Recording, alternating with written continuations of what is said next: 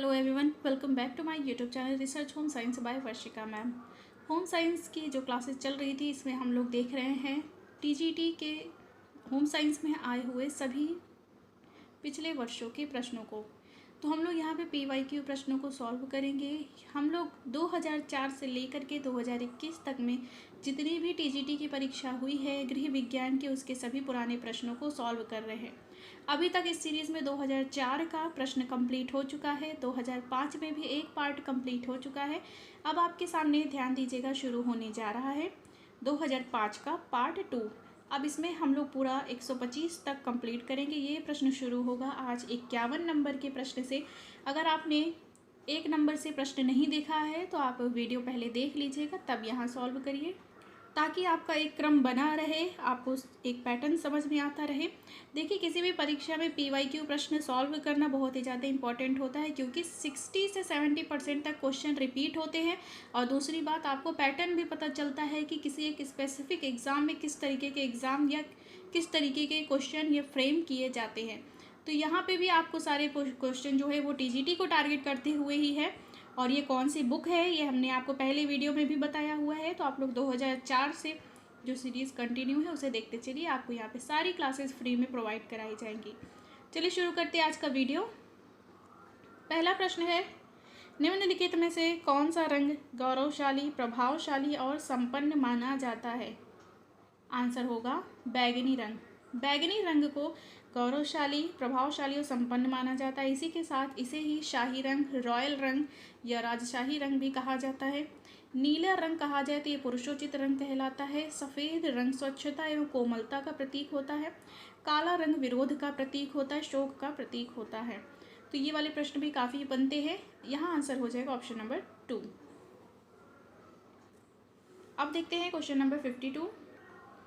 प्रश्न है, टुकड़ों को जोड़कर जब एक वस्त्र बनाया जाता है तो उसे इस रूप में वर्गीकृत किया जाता है। ध्यान दीजिएगा, एक तो होता है संरचना, दूसरा होता है सजावट। अगर हम बात की जाए, जब हम टुकड़ों को जोड़ करके एक वस्त्र बना रहे हैं तो इसका आंसर होगा संरचना ही, क्योंकि हम क्या कर रहे हैं, किसी भी वस्त्र की संरचना बना रहे हैं। उसका जो बेस है, जो उसका आधार है, हम उसे ही निर्मित कर रहे हैं। टुकड़े टुकड़े हमने काटे हुए, आस्तीन अलग काटा हुआ है, शोल्डर अलग काटा हुआ है, कुर्ता अलग है। मान लीजिए पैजामा बना रहे हैं तो उसमें मियानी का हिस्सा अलग है, मोहरी एरिया है, कमर का हिस्सा है। तो इनमें अलग अलग ये टुकड़े हैं। हम इनसे जोड़ करके जब एक वस्त्र बनाते हैं तो इस रूप को हम संरचना ही कहेंगे, क्योंकि इनको जोड़ने के बाद एक जो वस्त्र बन रहा है वो संरचनात्मक रूप से बन रहा है। उसके ऊपर अगर हम कॉलर बनाते हैं, फ्रिल जोड़ते हैं, किसी तरीके से पैच जोड़ते हैं, कपड़े अलग से जोड़ते, तब वो सजावट कहलाएगी। यहाँ पे ऑप्शन में देखेंगे तो एक्सप्लेनेशन में ऑप्शन नंबर 3 दिया है, लेकिन इसका आंसर 1 ही सही होगा। अब देखते हैं क्वेश्चन नंबर 53। एक अभिकल्प या फिर डिज़ाइन या परिधान के अंदर की सभी संधियों के बीच के संबंध को क्या कहा जाता है? तो सभी संधियों के बीच के संबंध को याद रखिएगा अनुपात कहा जाएगा। ठीक है। Question number 54। अधिकांश लोग कपड़े के इस गुण को देखते हैं तो बाह्य आकृति, शुद्धता, आरामदायक या फिर निर्माण। अधिकांश लोग जब कपड़ा खरीदते हैं तो जनरली ध्यान दीजिएगा आरामदायक ऑप्शन को ही देखते हैं। आराम, किसी वस्त्रों का आरामदायक कितना है या वस्त्र हमें आराम देने वाले हैं या नहीं, इसी गुण को सबसे ज़्यादा देखते हैं। जैसे कि आपके सामने एक्सप्लेनेशन लिखा है, ऊनी कपड़ों को ठंड में ही पहना जाता है, तभी हमें ठंड से राहत मिलती है। सूती कपड़ों को, लिनन कपड़ों को हम लोग गर्मी में, समर के समय ही पहनते हैं, तो जिससे हमें आराम मिलता है। तो याद रखिएगा अधिकांश लोग यही करते हैं कि आरामदायक है या नहीं, इसी गुण को देखते हैं। प्रश्न है, निम्नलिखित में से कौन सा कपड़ा तौलिया के लिए उपयुक्त होगा? ध्यान दीजिएगा, अगर इन फैब्रिक में बात की जाए तो सूती कपड़ा, वैसे तो लिनन कपड़ा सबसे अच्छा होगा तौलिए के निर्माण के लिए, क्योंकि तौलिया का काम है पानी सोखना, और इनमें से पानी सोखने का सबसे अच्छा काम सूती रेशा ही कर पाएगा। इसके अलावा अगर आपको लिनन ऑप्शन दिखता है तो वो ज़्यादा बेस्ट होगा, लेकिन यहाँ लिनन ऑप्शन है नहीं, तो यहाँ पे तौलिया के निर्माण के लिए सूती रेशा सबसे ज़्यादा अच्छा होगा। और याद रखिएगा तौलिया के निर्माण में अनकट पाइल का प्रयोग होता है। बुनाई के प्रकार में आप जब देखेंगे तो उसमें बुनाई एक होती पाइल बुनाई, तो उसमें होता है 2 प्रकार, एक कट पाइल और दूसरा अनकट पाइल। तो यहाँ ध्यान दीजिएगा, तौलिया का निर्माण अनकट पाइल से होता है। कपड़ों की खरीदारी के लिए दिन का कौन सा समय उपयुक्त होता है? आंसर होगा दोपहर बाद। दोपहर के बाद में ध्यान दीजिएगा सबसे अच्छी रोशनी रहती है, प्रकाश रहती है, क्योंकि जैसे ही शाम को आप जाएंगे तो काफ़ी लाइट, दुकानदार या शॉपकीपर अपने शॉप पे भी कई प्रकार की लाइट प्रकाश का प्रयोग करते हैं, तो जिससे हम कपड़े का क्वालिटी, रंग अच्छे से समझ नहीं पाते। इसीलिए जब भी हमें कपड़ों की खरीदारी करनी हो तो दोपहर या दोपहर के बाद ही जाना चाहिए। ठीक है, आंसर हो जाएगा यहाँ पे 2। एक शिशु सहारा लेकर बैठना आरंभ करता है किस आयु में? 3 महीने में, 3 से 5 महीने में, 4 से 5 महीने में, 6 से 7 महीने में। अब अगर इस तरीके के प्रश्न आते हैं तो आप अपने घर में थोड़ा सा ध्यान दिया करिए। अगर आपके घर में इस महीने के कोई शिशु हैं तो उस आयु में उनकी क्या विशेषता है। तो जैसे ही आप रिलेट करेंगे रियल लाइफ से तो आपको साइकोलॉजी के आंसर तो उसी से ही समझ में आ जाते हैं। जैसे किशोरावस्था की विशेषता की बात की जाए, बाल्यावस्था की विशेषता की बात की जाए, तो वो जिस आयु के बारे में बात की जा रही है तो आपकी जान पहचान में कोई ना कोई उस उम्र का व्यक्ति होता ही है। तो आप सोचिए क्या ये खासियत उस उम्र के बच्चों में है। तो एक शिशु सहारा लेकर के बैठना कब आरंभ कर देगा? तो 6 से 7 महीने में। जन्म के समय एक भारतीय बच्चे की औसत ऊंचाई कितनी होती है? तो वेरी गुड, बहुत ही अच्छा ये आंसर है, बहुत ही इंपॉर्टेंट क्वेश्चन भी है। 50 सेंटीमीटर। जन्म के समय भारतीय बच्चे की एवरेज आयु पूछा जा रहा है तो आंसर हो जाएगा 50 सेंटीमीटर। किस उम्र के बच्चे का आरंभिक वजन दुगना हो जाता है? तो आरंभिक वजन, देखिए ये वाला क्वेश्चन थोड़ा सा ट्रिकी है, समझिएगा कि जैसे बच्चे का जन्म हुआ, ठीक है, तो वो जितने भार का है उससे दुगना कब हो जाएगा उसका वजन? तो याद रखिएगा जैसे ही शिशु पैदा हुआ है तो जो उसका उम्र है उसके बाद जब वो 6 महीने का होगा तो उसका जो शरीर का भार है वो 2 गुना हो जाएगा। और जैसे ही शिशु 1 वर्ष का हो जाता है तो उसका वजन जन्म से 3 गुना हो जाएगा। मान लीजिए कोई शिशु जन्म के समय 3 किलो का है तो 6 महीने में दुगना होना है तो 6 महीने में उसका भार हो जाएगा 6 किलो। और 1 वर्ष में 3 गुना हो जाता है तो 3 को 3 से मल्टीप्लाई कर देंगे तो आंसर होगा 9 किलो। तो आंसर हो जाएगा 1 वर्ष में उसी शिशु का भार हो जाएगा 9 किलो। आंसर यहाँ होगा 6 माह। दांतों के प्राथमिक सेट जिसे दूध के दांत कहते हैं कितने दांत होते हैं? तो दूध के दांतों की संख्या ध्यान रखिएगा 20 होती है। अब ये 20 दांत टूटने के बाद जब फिर से पूरे दांत निकलते हैं तब उसकी संख्या 32 होती है। तो ये जो 20 दांत है ये जन्म के बाद 6 महीने के बाद से ही शिशु में निकलना शुरू हो जाते हैं और इन्हें ही दूध के दांत के नाम से भी जाना जाता है। आंसर हो जाएगा यहाँ पे ऑप्शन नंबर 3। बजट सफल होता है आय व्यय के सही संतुलन से, व्यय कम करके, आय बढ़ा करके, बचत करके।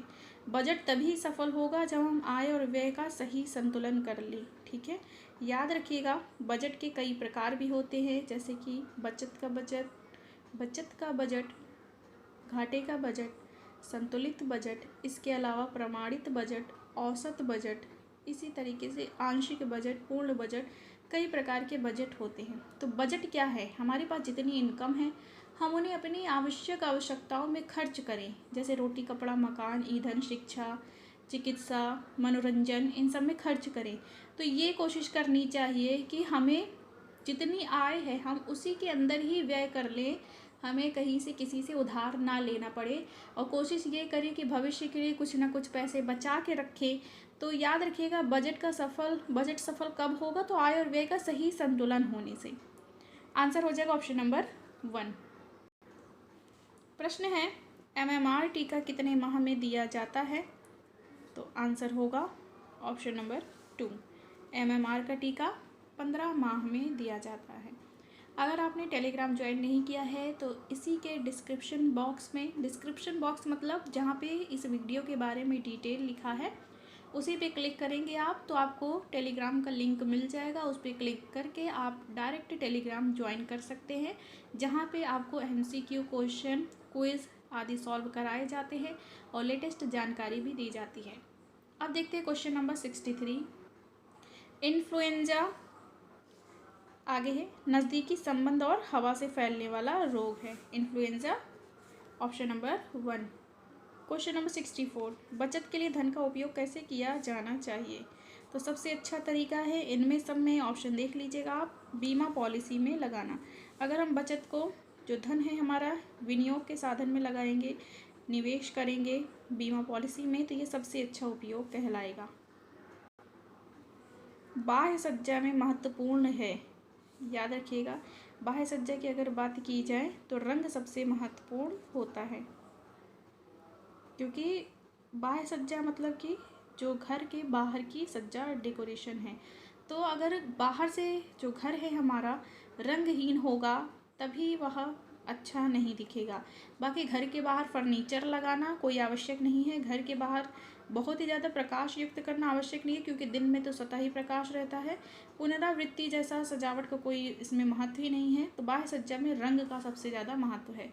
हम अपने घर में सुंदर रंगों से प्रयोग करके, घर को सजा करके हम घर को सुसज्जित कर सकते हैं। प्रश्न है, जैकार्ड की बुनाई में, आंसर होगा कपड़े पर बड़े सुंदर डिज़ाइन बनाए जा सकते हैं। याद रखिएगा कि जैकार्ड के द्वारा कपड़ों पे बड़े बड़े नमूने बनाए जाते हैं, जो कि धागे को बुनते समय ही बनाए जाते हैं। आंसर होगा ऑप्शन नंबर 2। जैवल पानी काम आता है, तो ये होगा कपड़े के दाग छुड़ाने के लिए। ध्यान दीजिएगा, जब आप ब्लीच टॉपिक पढ़ेंगे टेक्सटाइल में तो वहाँ पे आपको जैवल वाटर भी पढ़ाया जाएगा। इसे ही हम लोग घरेलू ब्लीच भी कहते हैं, सोडियम हाइपोक्लोराइट भी कहते हैं। आंसर होगा जैवल वाटर को हम लोग कपड़े के दाग छुड़ाने के लिए प्रयोग करते हैं। प्रश्न है, क्रेबिंग एक फिनिश है, किसके लिए? आंसर होगा सिल्क के लिए। क्रेबिंग फिनिशिंग की जाती है सिल्क के ऊपर। इमली का उपयोग किसे साफ करने में होता है? तो याद रखिएगा, इमली जो कि एक अम्लीय पदार्थ है, खट्टा पदार्थ है, इसके द्वारा हम पीतल के बर्तनों को आसानी से साफ कर सकते हैं। प्रश्न है, मांडला एक फर्श सजावट है, कहाँ का? तो मांडला फर्श सजावट है राजस्थान का। इसी के साथ ध्यान रखिएगा कि बंगाल में एक अल्पना होती है, फ्लोर डेकोरेशन का तरीका। यही 2021 में प्रश्न भी आया था। अल्पना कहाँ से संबंधित है? बंगाल से। और ध्यान दीजिए, यही प्रश्न इसी तरीके का फ्रेम किया हुआ आपके 2005 में आया है कि मांडला एक फर्श सजावट है, कहाँ? तो राजस्थान। आपको बता दें कि मांडला जब हम लोग एम्ब्रॉयडरी भी पढ़ते हैं राजस्थान की, तो उसमें एक आता है पिछवी। देखिएगा, राजस्थान की कढ़ाई को 3 कैटेगरी में बांटा जाता है। एक होगा लोक कढ़ाई, दूसरी धार्मिक कढ़ाई, तीसरी होती शाही कढ़ाई। तो धार्मिक कढ़ाई में एक होती पिछवी कढ़ाई, दूसरी होती जैन कढ़ाई। तो जो जैन एम्ब्रॉयडरी होती है उसमें ही एक एम्ब्रॉयडरी का भी प्रकार है मांडला। तो ये क्या है? जैसा कि स्वर्ग का एक रूप दिखाता है, या ऐसी एम्ब्रॉयडरी है कि जिसके द्वारा हम स्वर्ग को प्रदर्शित करते हैं। तो ये मांडला एक फर्श सजावट भी है और एम्ब्रॉयडरी भी है, और कहाँ? तो राजस्थान में। प्रश्न है, बाटिक आधारित है इसके सिद्धांत पे। तो जो बाटिक छपाई है वो प्रतिरोध छपाई का एक प्रकार है। इसमें याद रखिएगा कि कई ऐसी छपाई है, प्रिंटिंग है, जिसमें धागा, लेई, गोंद, इन सब का प्रयोग किया जाता है अवरोधक के रूप में या प्रतिरोध के लिए। तो याद रखिएगा, बाटिक छपाई में भी पैराफिन मोम का प्रयोग किया जाता है। आंसर हो जाएगा यहाँ पे ऑप्शन नंबर 2। प्रश्न है, निम्नलिखित में से क्या कपास के लिए उपयुक्त नहीं है? तो यहाँ पे आपके सामने डाइज का प्रकार दिया हुआ है। तो इन सभी डाइज में याद रखिएगा, बिखरा या डिस्पर्स डाइज, ये कहा जाए तो कपास के या सेल्यूलोजिक रेशो के लिए उपयुक्त नहीं है। बाकी हम सभी डाइज का प्रयोग कर सकते हैं। प्रश्न है, भराई जिसे हम लोग इंग्लिश में फिलिंग कहते हैं, सूत उतराता है आवरण रैप सूत के ऊपर इसमें। तो यहाँ पे पूछा जा रहा है कि ऐसी कौन सी बुनाई है जिसमें कि फिलिंग मतलब भराई का धागा ज़्यादा दिखेगा आवरण के धागे की अपेक्षा। तो आपको बता दें कि एक बुनाई का प्रकार है साटिन और सेटिन। तो अगर बात की जाए साटिन की, तो अगर स्पेलिंग की बात की जाए SATEEN, तो इंग्लिश में आप ज़रूर देखिएगा इस बुनाई का नाम। तो ये कौन सी है? ये बाना प्रधान बुनाई है, और बाना को ही हम लोग भराई का धागा भी कहते हैं। तो जिसमें बुनाई में भराई का धागा उतर आता है का मतलब सबसे ऊपर दिखाई दे रहा है, और इसमें जो आवरण का धागा है मतलब लंबवत धागा वो छुप जा रहा है। तो इसमें ये जो भराई का धागा या फिलिंग यार्न है सबसे ज़्यादा ही मात्रा में दिख रहा है, तो ये कहलाएगा सैटिन बुनावट। ठीक है, यहाँ पे ऑप्शन उत्तर में 1 दिया है, ये गलत है। तो इतना भी भरोसा हम लोग इन पे सीरीज़ पे नहीं कर सकते, अपना भी थोड़ा सा दिमाग प्रयोग करना चाहिए, क्योंकि ये सारी बुनाई आप लोग अच्छे से जानते हैं। तो भराई या फिलिंग के धागे उतर आएंगे अगर, तो वो किस में होगा, तो साटिन बुनावट में ही होगा। ऑप्शन नंबर 3 यहाँ सही है। नेक्स्ट है 74, पॉलिएस्टर सूत बनाया जाता है इसके द्वारा। तो पॉलिएस्टर कैसे बनाएंगे हम लोग, गीली कताई के द्वारा, सूखी कताई के द्वारा, द्रवित कताई के द्वारा, तैल युक्त कताई के द्वारा।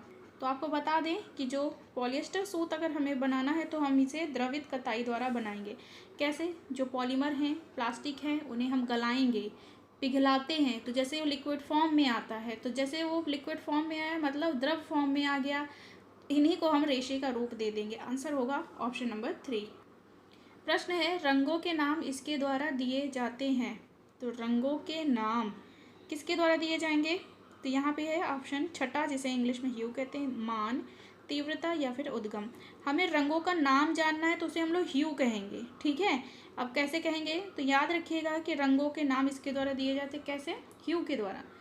जैसे हम लोग हिंदी शब्द में रंग कहते हैं, इंग्लिश शब्द में कलर कहते हैं, वैसे ही जो ये रंग है कहा जाए, ये काफ़ी फेमस रही है कलर इंडस्ट्री में, इसे ह्यू नाम से भी जाना जाता है।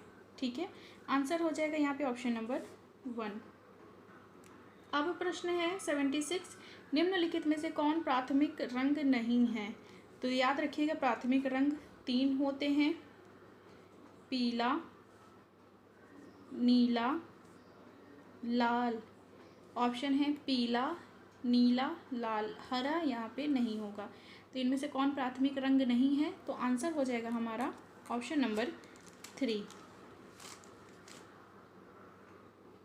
77 नंबर प्रश्न, प्रांग कलर चार्ट या फिर प्रांग कलर चार्ट के आसपास के रंगों का उपयोग करने वाली योजना क्या कहलाएगी। तो याद रखिएगा, इसके बात की जाए ऑप्शन सही होगा सादृश्य, हिंदी में से कहें, इंग्लिश में कहेंगे एनालॉगस। एनालॉगस और मोनोक्रोमेटिक, ये सभी प्रांग कलर स्कीम में यूज़ होती है। अगर एक ही रंग के आसपास, मान लीजिए सेंटर में पीला है, तो पीले के इस साइड के रंग और इस साइड के रंग का प्रयोग किया जा रहा है, तो यह कहलाएगा एनालॉगस कलर स्कीम। अभिवृत्तिजनक परिवर्तन से संबंधित संदेशों को श्रेष्ठता से चित्रित किया जा सकता है इसके द्वारा। याद रखिएगा, आंसर हो जाएगा ऑप्शन नंबर 3। पाइगेट द्वारा उपयोग किए गए शब्द अहमवादी का अर्थ है, तो जो चाहते हैं वह पाने के लिए चिंतित होते हैं। ध्यान रखिएगा, ये जो शब्द है प्रयोग किया गया है बालकों के लिए, बच्चों के लिए। तो जो बच्चे होते हैं जो चीज़ प्राप्त करना चाहते हैं उसके लिए चिंतित होते हैं। जैसे कि हमें ये खिलौना चाहिए तो उसके लिए ही वो मुंह बना करके बैठे रहेंगे, हमें यहाँ घूमने जाना है तो उसके लिए ही टेंशन में रहेंगे कि हमें कोई घुमाने नहीं ले चल रहा है। तो याद रखिएगा, ये पाइगेट ने ये बताया है, उन्होंने इसके लिए अहमवादी शब्द प्रयोग किया है, जिसे कहा है कि जो चाहते हैं वह पाने के लिए चिंतित रहते हैं। और यह भी बताया कि जो उनकी इच्छा है उन्हें पूरा करना चाहिए, लेकिन हद से ज़्यादा नहीं, नहीं तो फिर उसका हानिकारक प्रभाव भी देखने को मिलेगा।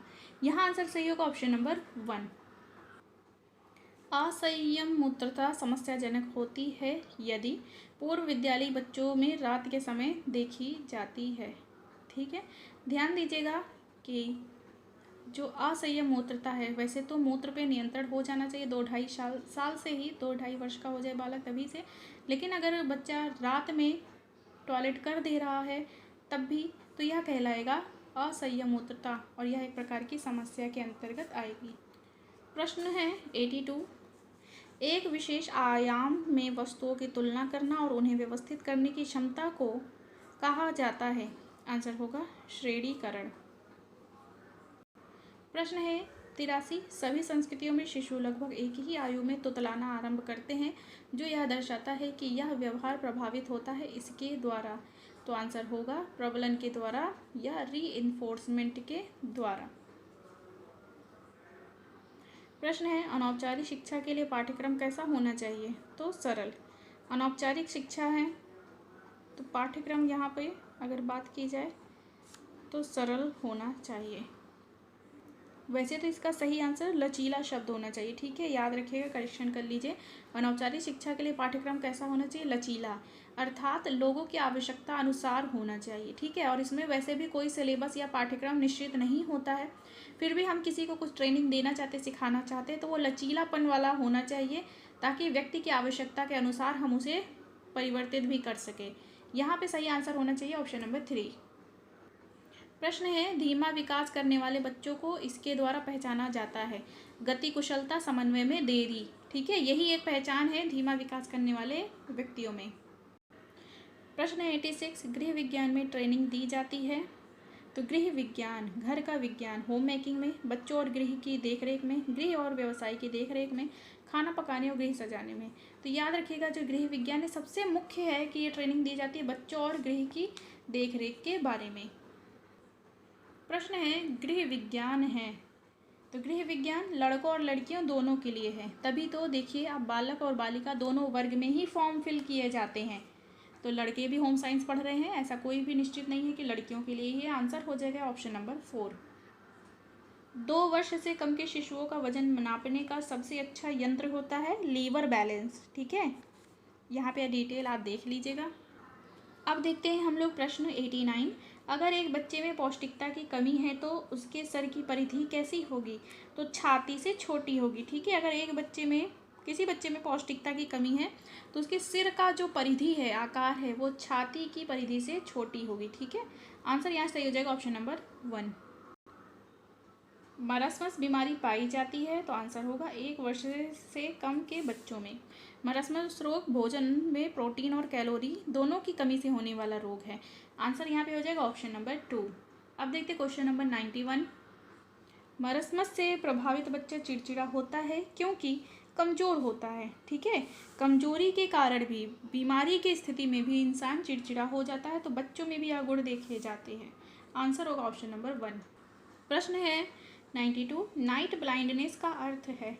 तो देखिए आपके सामने है ऑप्शन, अंधेरे में ना दिखना, रात में ना दिखना, सूरज डूबने के बाद ना दिखना, कम रोशनी में ना दिखना। तो अब देखिए ये तो पहली बात तो ये ऑप्शन और ये ऑप्शन दोनों ही सेम ही माने जाएंगे। नाइट ब्लाइंडनेस, नाइट लिखा है मतलब रात लिखा है, तो इसका ये अर्थ नहीं है कि रात होते ही दिखना बंद हो जाएगा। अगर लाइट जल रही है, बल्ब, CFL रॉड ये सब ऑन है तो दिखेगा।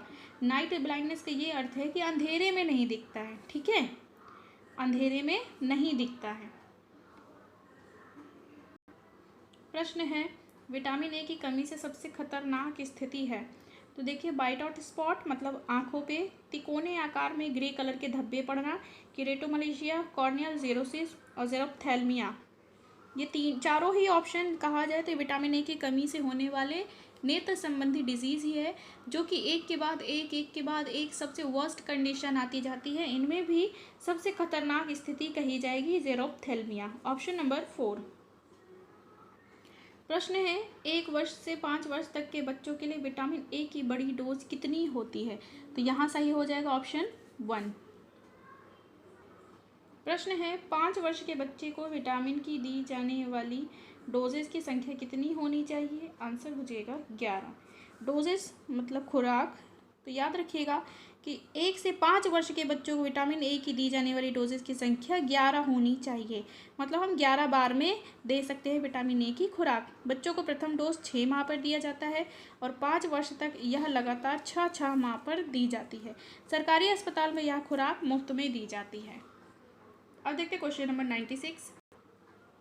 लोहे का कार्य है, आंसर हो जाएगा ऑक्सीजन पहुंचाना। जब हमने आपको एनीमिया टॉपिक पढ़ाया था तब भी बताया था कि आयरन का यह कार्य होता है शरीर में ऑक्सीजन पहुंचाना, क्योंकि जो आयरन है वो हमारे रक्त में सबसे ज़्यादा मात्रा में पाया जाता है और हीमोग्लोबिन पूरे शरीर में पहुंच करके ऑक्सीजन पहुंचाता है और कार्बन डाइऑक्साइड वापस लाता है। तो लोहे का कार्य क्या हुआ? ऑक्सीजन पहुँचाना। आंसर हो जाएगा ऑप्शन नंबर 2। 97 नंबर है 12 वर्ष की बालिका के लिए सामान्य हीमोग्लोबिन है? तो 12 वर्ष के लिए याद रखिएगा 12 ग्राम होना चाहिए हीमोग्लोबिन की मात्रा। प्रश्न है, बाम की संख्या बढ़ जाने से हो सकता है, तो आंसर होगा बैटिक स्पॉट। अब ये बाम की संख्या क्या है, ये आपको एक्सप्लेनेशन नेक्स्ट वीडियो में मिल जाएगा। यहाँ पे ऑप्शन हो जाएगा बैटिक स्पॉट। आयोडीन की कमी का साधारण लक्ष्य है, या आयोडीन की कमी से होने वाला साधारण बीमारी का नाम कहा जाए तो गले का फूलना, जिसे हम लोग गलगंड कहते हैं या ग्वाइटर कहते हैं या फिर घींगा कहते हैं। याद रखिए, आयोडीन की कमी से होने वाला ये महिलाओं में प्राथमिक रूप से यह रोग है। प्रश्न नंबर 100 है, आयोडीन युक्त तेल के 1 मिलीलीटर के इंजेक्शन से बचाव हो सकता है 1 वर्ष तक। ठीक है। 2005 में यह प्रश्न पूछा गया था कि पौष्टिकता की बढ़ोतरी से होने वाली 2 बीमारियां। तो पौष्टिकता मतलब पोषक तत्व अधिक हो गए, तो एक होगा आंसर फ्लोरोसिस, दूसरा मोटापा। जब हमारे शरीर में फ्लोरीन की मात्रा अधिक होगी तो फ्लोरोसिस होगा। फ्लोरोरिस शब्द लिखा लेकिन फ्लोरोसिस होना चाहिए, दांत संबंधी रोग है। और फिर कार्बोहाइड्रेट अगर अधिक हो गया तो हो जाएगा मोटापा। ऑप्शन नंबर 1 हो जाएगा। यहाँ पे ग्वाइटर दिया है, ग्वाइटर आयोडीन की कमी से होता है। ठीक है, तो यहाँ पे आंसर इसीलिए सबसे सही है ऑप्शन नंबर 1। अब देखते हैं क्वेश्चन नंबर 102। निम्न में से मोटापे के कारण है ज़्यादा खाना, कम खाना, कभी कम और कभी ज़्यादा खाना, बिल्कुल ना खाना। तो निम्न में से मोटापे का कारण होता है ज़्यादा खाना। अब ये वैसे तो क्वेश्चन देखा जाए तो ये बहुत सही तरीके से फ्रेमिंग इसकी नहीं है। अगर ज़्यादा खाने की बात हो रही है तो किस तरीके के भोज्य पदार्थों को ज़्यादा लिया जा रहा है। मान लीजिए हम विटामिन और खनिज युक्त भोज्य पदार्थ अधिक लेंगे तो हमारे शरीर में मोटापा नहीं होगा, तब टॉक्सिसिटी बढ़ेगी। हमारे शरीर में विष की जो मात्रा है वो बढ़ेगा, या फिर हमारा शरीर विषाक्त हो जाएगा। लेकिन यहाँ पे आयोग ने यही क्वेश्चन फ्रेम किया था और इसका सही आंसर ऑप्शन नंबर 1 माना है। प्रश्न है, सूती कपड़ा जलता है तो उसमें से निकलती है कैसी लौ निकलेगी, किस तरीके की फ्लेम निकलेगी। तो सूती कपड़ा के जलने पे पीली लौ निकलती है, ये याद रखिएगा, येलो रंग की फ्लेम निकलती है। और याद रखिए, जितने भी सेल्यूलोजिक रेशे हैं, कभी भी जब भी सेल्यूलोजिक रेशे जलते हैं उनका परीक्षण किया जाता है, बर्निंग टेस्ट, तो उसमें पीले रंग की ही लौ निकलती है, फ्लेम।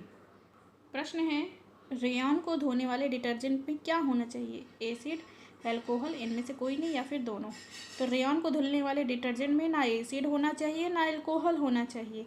इन्हें धुलने के लिए जनरली ब्लीच का प्रयोग किया जाता है और इनकी धुलाई में भी काफ़ी सतर्कता बरतनी पड़ती है, क्योंकि ऐसे कपड़े हैं कि इन्हें अगर हम लोग लटका करके धुलेंगे, फैलाएंगे, डुबा करके धुलेंगे तो ये रेशे फैल जाते हैं और काफ़ी कमज़ोर भी होता है ये रेशा। यहाँ आंसर सही हो जाएगा, इनमें से कोई नहीं। प्रश्न नंबर 105, ऊनी कपड़े पर इस्त्री करना चाहिए बीच में एक सूती कपड़ा रखकर। ठीक है, ऊनी कपड़े पे अगर हमें प्रेस करना है, वैसे तो ऊनी कपड़ों पे जनरली प्रेस किया नहीं जाता, लेकिन अगर हमें प्रेस करना भी है तो बीच में एक सूती कपड़े को फैला करके तब हमें आयरन करना चाहिए। प्रश्न है 106 नंबर का, ऊनी कपड़े के लिए सबसे अच्छा ब्लीच है। तो ऊनी कपड़ों के लिए हाइड्रोजन पेरोक्साइड सबसे अच्छा ब्लीच होता है। ये लाइन जरूर याद रखिएगा क्योंकि ये प्रश्न जो काफ़ी इंपॉर्टेंट है और आगे आपको ये प्रश्न फिर से मिलेगा। तो ऊनी कपड़ों के लिए या फिर आपसे कहा जाए प्रोटीन जगत के रेशियो के लिए तो सबसे अच्छा होगा हाइड्रोजन पेरोक्साइड। प्रश्न नंबर 107 है, कपड़े की फिनिशिंग का अच्छा पदार्थ है। अगर हमें कपड़ों पे फिनिशिंग लानी है तो ब्लूज, ओबास, स्टिफनिंग एजेंट, ऑक्सिलरीज इनका प्रयोग करें। तो इनमें से सबसे बेस्ट है स्टिफनिंग। स्टिफनिंग का मतलब होता है वस्त्रों पे कड़ापन लाना।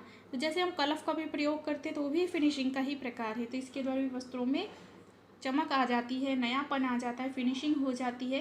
तो स्टिफनिंग आप पढ़े भी होंगे, नहीं तो आगे हम अपने चैनल पे आपको पढ़ा देंगे जब वस्त्रों पे परिसज्जा की जाती है। तो ये स्थायी और अस्थायी दोनों प्रकार की स्टिफनिंग कपड़ों पे की जाती है। तो कपड़े की फिनिशिंग का अच्छा पदार्थ है स्टिफनिंग एजेंट। प्रश्न नंबर 108, गृह प्रबंध गृह विज्ञान का कौन सा महत्वपूर्ण अंग है। तो याद रखिएगा, पहला, गृह प्रबंध गृह विज्ञान का कौन सा महत्वपूर्ण अंग है। अगर हम बात की जाए गृह विज्ञान के सभी ब्रांचेस की, शाखाओं की, तो उसमें से गृह प्रबंध सबसे प्रमुख है। प्रश्न है, परिवार में गृहिणी के व्यक्तित्व का सबसे मार्मिक पक्ष क्या है। आंसर होगा माता का पक्ष। प्रश्न है, वृद्ध अवस्था व्यक्ति के लिए वस्त्र का चुनाव करते समय मुख्य बात ध्यान में रखना चाहिए। तो अगर हम कोई वृद्ध व्यक्ति उनके लिए शॉपिंग कर रहे हैं, कपड़ों का चयन कर रहे हैं, तो उनके लिए सबसे ज़्यादा रंग को ध्यान में रखना चाहिए। प्रश्न है 111, सर्वप्रथम गृह विज्ञान कॉलेज किस नाम से जाना जाता है? आंसर होगा लेडी इरविन कॉलेज, जिसकी स्थापना याद रखिएगा 1932 में की गई थी और जो कि स्थित है दिल्ली में। सर्वप्रथम गृह विज्ञान कॉलेज, सबसे पहला गृह विज्ञान का कॉलेज है लेडी इरविन कॉलेज, दिल्ली में। प्रश्न नंबर 112 है, परिवार की विभिन्न स्थितियां तथा आय पर दबाव सबसे अधिक कब होता है? तो परिवार की विभिन्न स्थितियां तथा आय पर दबाव सबसे ज़्यादा होगा तभी जब बच्चे कॉलेज जाने लगते हैं, ठीक है। यहीं से सबसे ज़्यादा खर्च होता है और यह परिवार के विस्तार की द्वितीय अवस्था होती है। प्रश्न है, गृह बजट मुख्यतः कितने प्रकार के होते हैं? तो याद रखिएगा, अगर बजट के प्रकार की बात की जाए तो कुल ये 8 प्रकार के होते हैं। यहाँ आंसर ये गलत दिया है, सही आंसर होगा 8 प्रकार के। तो याद रखिएगा, अगर आपके ऑप्शन में बजट के प्रकार 3 प्रकार का दिया है तो सबसे एक्यूरेट वही होगा। अगर 3 प्रकार नहीं है ऑप्शन में, 8 प्रकार दिया है, तो एक बार आप लोग नाम सुन लीजिएगा 8 प्रकार के बजट का नाम: संतुलित बजट, बचत का बजट, घाटे का बजट, पूर्ण बजट, आंशिक बजट, प्रमाणित बजट, वास्तविक बजट और औसत बजट। ये है 8 प्रकार के बजट। इनमें भी याद रखिएगा आदर्श बजट किसे कहा जाता है? तो बचत के बजट को, ठीक है। अब चलिए देखते हैं नेक्स्ट प्रश्न है, कपड़ा धोने की मशीन में सूती कपड़ा कितने तापमान पर धुलना चाहिए? आंसर होगा 160 डिग्री तापक्रम पे। प्रश्न संख्या 115, पाश्चात्य यंत्र जो रसोई गृह में काम नहीं आता। तो मिक्सर ग्राइंडर का प्रयोग किचन में किया जाएगा, बिजली के केतली का प्रयोग किचन में, कॉफ़ी मेकर का प्रयोग किचन में। ध्यान दीजिएगा, कॉफ़ी मेकर को परकोलेटर कहते हैं। उसके बाद है कारपेट स्वीपर का प्रयोग। कारपेट को धुलने के लिए जो हम वैक्यूम क्लीनर या स्वीपर का प्रयोग करते हैं वो हम लोग किचन के अंदर नहीं करेंगे, बाहर किया जाएगा। आंसर सही होगा ऑप्शन नंबर 4। प्रश्न है क्वेश्चन नंबर 116, घरेलू कार्यों को करने के लिए कितने प्रकार के ईंधन का प्रयोग किया जाता है? तो याद रखिएगा 2 प्रकार के ईंधन का प्रयोग किया जाएगा, या तो ठोस होने चाहिए ईंधन या फिर तरल। और ठोस कैसे? जैसे कि लकड़ी, कोयला, उपला, ये सब किस में आएंगे? ठोस ईंधन के प्रकार। अगर तरल ईंधन के प्रकार की बात की जाए तो जैसे कि LPG, मिट्टी का तेल आदि। आंसर सही होगा ऑप्शन नंबर 1। प्रश्न संख्या 117, रसोई गृह में खाना पकाने के लिए सबसे अधिक उपयोगी लाइट कौन सी है? तो देखिए, बल्ब, लैंप और ट्यूब, इनमें से सबसे बेस्ट लाइट है ट्यूब, क्योंकि याद रखिएगा कि ट्यूब अपनी कुल ऊर्जा का 60 से 70% प्रकाश में परावर्तित कर देता है और इससे ज़्यादा ही सारी चीज़ें और क्लियरली दिखाई देती हैं। प्रश्न है, बैठक और पढ़ने के कमरे में कितने वाट का बल्ब लगाना चाहिए? तो बैठक की ड्राइंग रूम है या स्टडी रूम है तो यहाँ पे 100 वाट का बल्ब होना चाहिए ताकि प्रकाश अच्छे से पड़ता रहे। बाकी हमने अपने चैनल पे आपको इससे संबंधित एक इमेज भी भेजी हुई थी कि किस जगह पे कितने वाट के बल्ब का या प्रकाश का प्रयोग किया जाता है। आंसर यहाँ पे सही हो जाएगा ऑप्शन नंबर 3। प्रश्न संख्या 119 है, मकान की परिभाषा क्या है? तो मकान से हमें संवेगात्मक लगाव होता है, ठीक है। याद रखिएगा, मकान से हमें संवेग से हम जुड़े रहते हैं, अपनापन होता है।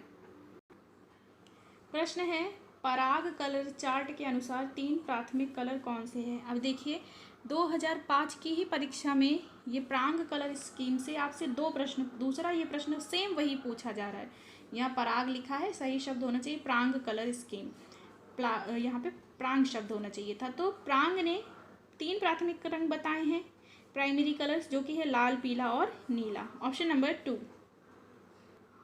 प्रश्न है 121, बड़े फर्नीचर पर किस तरह का कपड़ा लगाना चाहिए? तो याद रखिएगा, अगर बड़े आकार का फर्नीचर है तो उसमें बड़े फूलों वाले कपड़े को लगाना चाहिए। जैसे कि बड़े कपड़ों का प्रयोग कैसे? जैसे कि आप जानते ही होंगे, अगर बात की जाए फर्नीचर में कपड़े के रूप में अपहोल्स्ट्री का प्रयोग किया जाता है, फर्नीचर के कवर का प्रयोग किया जाता है, तो उसमें हम बड़े प्रिंट वाले फूलों के कपड़ों को प्रयोग करेंगे।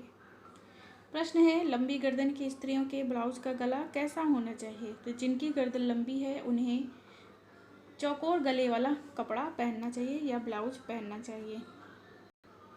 कमरे की सजावट में औपचारिक संतुलन कौन सा है? केंद्र के दोनों ओर एक बराबर वस्तु रखना। ये औपचारिक संतुलन कहलाएगा। लेकिन अगर हम केंद्र के दोनों ओर अलग अलग आकार के वस्तुओं को रखते हैं तब वो संतुलन का अनौपचारिक प्रकार कहलाता है। आंसर सही होगा ऑप्शन नंबर 1। प्रश्न है 124, अमानवीय साधन अथवा भौतिक साधन कौन सा है? तो रुचि, ज्ञान और शक्ति व्यक्ति से संबंधित होते हैं, जबकि धन भौतिक वस्तु है तो ये अमानवीय भी कहलाएगी और भौतिक साधन भी कहलाएगी। सही आंसर होगा ऑप्शन नंबर 4। आज की सीरीज का हमारा आखिरी प्रश्न है, खाने की मेज पर पानी का जग किस स्थान पर रखना चाहिए? तो जो खाने की टेबल हम लगाते हैं उसके बारे में भी कई प्रश्न पूछे जाते हैं। स्पेशली इससे तो नेट जेआरएफ में प्रश्न बनता है कि चम्मच किस साइड रखना चाहिए, सलाद किस साइड रखना चाहिए, कटोरी, प्लेट, चाकू किधर साइड में रखना चाहिए। तो यहाँ पे खाने की मेज पे पानी की जग की बात हो रही है, तो पानी मध्य में रखना चाहिए ताकि सब तरफ बैठे हुए व्यक्ति पानी तक आसानी से पहुँच सकें। तो 2005 की सीरीज़ में ये था आखिरी प्रश्न। तो यहाँ ही ख़त्म होता है ये सीरीज़ भी। 125 नंबर क्वेश्चन का सही आंसर होगा मध्य में। अब इसके बाद जो नेक्स्ट परीक्षा हुई थी, नेक्स्ट वीडियो में हम लोग टीजीटी 2006 के प्रश्नों को हल करेंगे, जो कि गृह विज्ञान का ही होगा टीजीटी को टारगेट करते हुए। तो 125 क्वेश्चन इसके भी कंप्लीट हो गए हैं। तो आप लोग वीडियो पढ़ते चलिए, लाइक शेयर करते चलिए। अगर वीडियो पसंद आया हो तो कमेंट करके ज़रूर बताइएगा। आज के लिए इतना ही। अपना ख्याल रखिएगा। धन्यवाद।